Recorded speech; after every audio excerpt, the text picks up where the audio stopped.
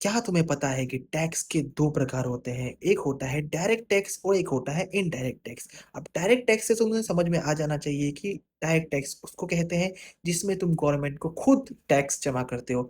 अब direct tax का इकलौता मात्र उदाहरण है जो कि है इकलौता टैक्स, इनकम टैक्स, जिसमें तुम अपने इनकम के ऊपर गवर्नमेंट को टैक्स देते हो, वो भी खुद देते हो।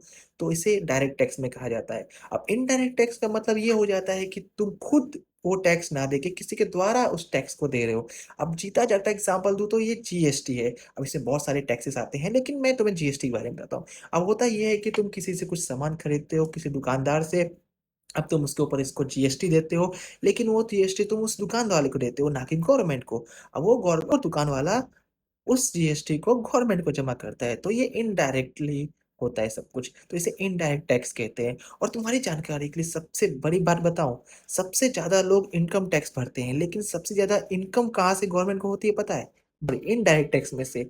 और वो कैसे होती है मैं तुम्हें अगले वीडियो में बताऊंगा, क्योंकि ये 1 मिनट से ज्यादा वीडियो बनने वाला है। तो बाकी और भी जानकारी के लिए मुझे फॉलो कर लो तुम।